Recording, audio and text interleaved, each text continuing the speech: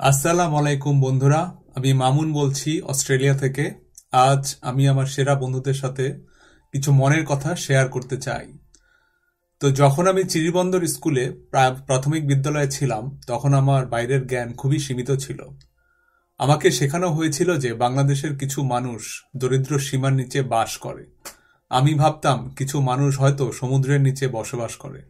তারা কিভাবে খায় সব তো মনে হয় পানিতেই ভেসে যায়। এর বেশি কিছু চিন্তা করতে পারতাম না। আমি এতই বোকা ছিলাম যে আমি ভাবতাম যে বিদেশের আকাশ মনে হয় লাল, আর নীল শুধু বাংলাদেশের আকাশ। তো আমার এই বোকামি দেখে আমার আব্বা ভাবলেন যে আমাকে দিনাজপুর জেলা স্কুলে দিলে হয়তো আমি কিছুটা চালাক হব। তো সেই ছোট্ট গ্রাম থেকে এসে দিনাজপুর শহরে পড়াশোনা শুরু করলাম। চিরিবন্দর উপজেলার ছোট্ট গ্রাম থেকে এই যাত্রা ছিল আমার জন্য একটি বড় চ্যালেঞ্জ। এখনো আমার মনে আছে যে আমরা যারা ক্লাস 3 থেকে 4-এ উঠেছিলাম, তখন উপহার দেওয়া হয়েছিল যে ক্লাসে প্রথম, দ্বিতীয় এবং তৃতীয় যিনি হয়েছিলেন তাদেরকে। তো আমি এতই বোকা ছিলাম যে সেই পুরস্কার নিতে আসেনি, কারণ আমি একরকম হীনমন্যতায় ভুগতাম। আমি যে আসলে পুরস্কার পেতে পারি এটা আমি বিশ্বাসই করতে পারছিলাম না। এরপর সবার সাথে কেমন জানি বন্ধুত্ব হলো, কিছুটা ভয় দূর হলো।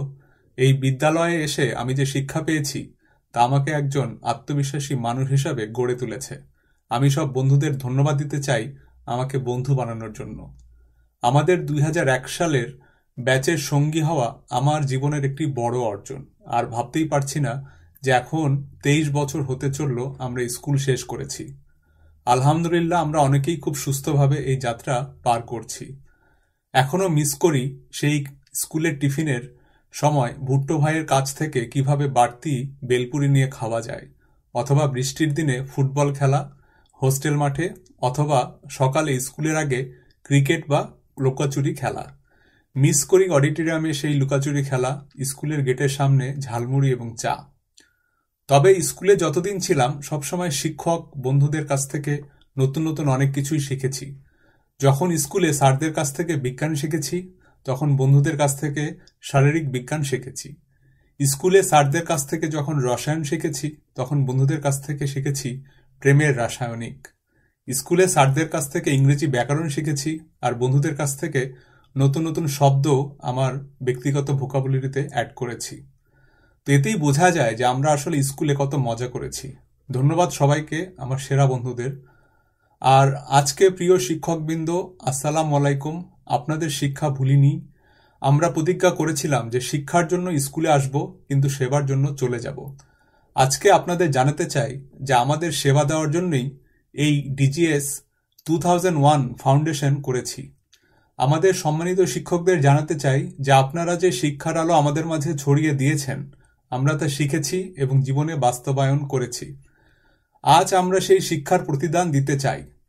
ডিজিএস 2001 ফাউন্ডেশন প্রতিষ্ঠা করেছি, যার মূল উদ্দেশ্য হল দরিদ্র ছাত্রদের সহায়তা করা। আমরা চাই আমাদের শিক্ষার আলোতে যারা এখনো পিছিয়ে আছে তারা এগিয়ে আসুক, শিক্ষার শক্তিতে নিজেদের জীবনের পরিবর্তন আনুক। এই ফাউন্ডেশনের মাধ্যমে আমাদের বন্ধুদেরও আসলে অনেক পাওয়া। এটি আমাদের মানসিক শক্তির একটি জায়গা হবে। তো বর্তমানে পুরুষদের মানসিক স্বাস্থ্য একটি গুরুত্বপূর্ণ বিষয় হয়ে দাঁড়িয়েছে। আমাদের সমাজে পুরুষরা অনেক সময় তাদের আবেগ এবং মানসিক অবস্থাকে প্রকাশ করতে ভয় পায়। তারা একা এবং বিচ্ছিন্ন হয়ে যায়। পুরুষরা পরিবারের মধ্যে থেকেও একা, তাদের সমস্যার কথা কাউকে জানাতে পারে না। আমাদের ফাউন্ডেশন এই সমস্যার সমাধানে গুরুত্বপূর্ণ ভূমিকা রাখতে পারে। তো একটা স্টাডিতে দেখা গিয়েছে যে এই স্টাডির নাম হচ্ছে লোনলিনেস স্টাডি। এখানে দেখা গিয়েছে যে আসলে 45% আমাদের মৃত্যুর হার বাড়ে যখন আমরা একা থাকি। আবার আরেকটা স্টাডিতে দেখা গিয়েছে যে 28% মানুষ আসলে পুরুষের কোনো ক্লোজ ফ্রেন্ড নেই। তো দেখা গিয়েছে যে আসলে একাকিত্বটা এতটাই খারাপ আমাদের পুরুষের শারীরিক এবং মানসিক স্বাস্থ্যের জন্য যে এটি একটি দিনে 15টি সিগারেট খাওয়ার চেয়েও খারাপ জিনিস। তো মানসিক স্বাস্থ্য আসলে একটি গ্লোবাল ফিনোমিনা। আর আমরা আমাদের যে কোনো প্রয়োজনে এই ফাউন্ডেশনের মাধ্যমে আমরা বন্ধুরা নিজেদের মধ্যে কথা খুলে বলতে পারি। আমরা কারো ব্যক্তিগত যে কোনো পরামর্শের জন্য সবার সাথে যোগাযোগ করতে পারি। এক্ষেত্রে আমি আমার ইনভাইটেশন সবার জন্য ওপেন। যে কোনো প্রয়োজনে যে কোনো সময় কেউ যদি আমাকে নক করে আমি খুব খুশি হব। আসলে আমরা সবাই ব্রাদার ফ্রম ডিফারেন্ট মাদার্স। আমরা একসাথে চ্যাংড়া ছেলে থেকে পুরুষ মানুষ হয়েছি। আমরা সবাই সবাইকে যেভাবে চিনি, কারো পক্ষে সেটা চেনা সম্ভব নয়। আমরা নিজেদের সাথে যেভাবে বন্ধন করতে পারি, এটি অফিস কলিগ, ইউনিভার্সিটির বন্ধুদের সাথে সম্ভব নয়। কারণ একটি কথা আছে, ওল্ড ইজ গোল্ড। তো কেউ আমাকে আমার হাই স্কুল বন্ধুদের মতো বুঝবে না। হাই স্কুল শেষ হয়ে গেছে, কিন্তু আমাদের বন্ধুত্ব চিরন্তন। আমরা চাই আমাদের ফাউন্ডেশন এমন একটি প্ল্যাটফর্ম হোক যেখানে আমরা একে অপরের পাশে দাঁড়াতে পারি, মানসিক স্বাস্থ্যের বিষয়টি নিয়ে কথা বলতে পারি এবং একে অপরকে সাহায্য করতে পারি। মানসিক স্বাস্থ্য মানেই মানসিক শক্তি। তো বক্তব্যের এই অংশে আমি আমাদের স্পন্সরদের প্রতি কৃতজ্ঞতা জানাই। আপনারা এত কম সময়ের মধ্যে আমাদের ডাকে সাড়া দিয়েছেন, এটি অনেক বিরল। আমরা আমাদের স্কুলের বড় ভাইদের উপদেষ্টা হিসাবে সবসময় সামনে রাখতে চাই।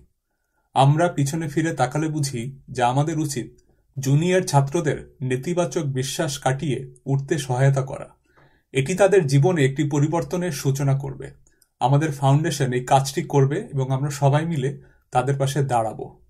আমাদের ফাউন্ডেশনে কোনো ব্যক্তিগত সদস্যের সফলতা বা অর্থ নয়, বরং আমরা সবাই এখানে 2001 ব্যাচের শিক্ষার্থী হিসেবেই উপস্থিত হয়েছি। এটাই আমাদের যোগ্যতা। আমরা আমাদের বন্ধনকে আরো মজবুত করব এবং আমাদের ফাউন্ডেশনকে আরো উচ্চতায় নিয়ে যাব। আমরা একসাথে, আমরা অদম্য, এই বিশ্বাসে আমরা এগিয়ে যাব। তো দেখা যাবে যে আজ থেকে 15 বছর পরের রিউনিয়নে আমাদের সবার মাথা এবং দাড়ি সাদা হয়ে যাবে। তো সেই দিন আসার আগেই চলুন আমরা সবাই মিলে কিছু ভালো কাজ করি এই ফাউন্ডেশনের মাধ্যমে। এই ভালো কাজটি হতে পারে আমাদের আমলে হাসানা। অন্তত আমরা এই দুনিয়া এবং আখিরাতে দুই দুনিয়ায় সফল হতে পারি। তো আল্লাহ আমাদের সবার সহায় হন, এই কামনায় শেষ করছি। আল্লাহ হাফেজ। আসসালামু আলাইকুম। জল ছবি, রং মশাল, স্কুল ছুটির হজমিরা, রূপকথার পায়রাদের গল্প বল।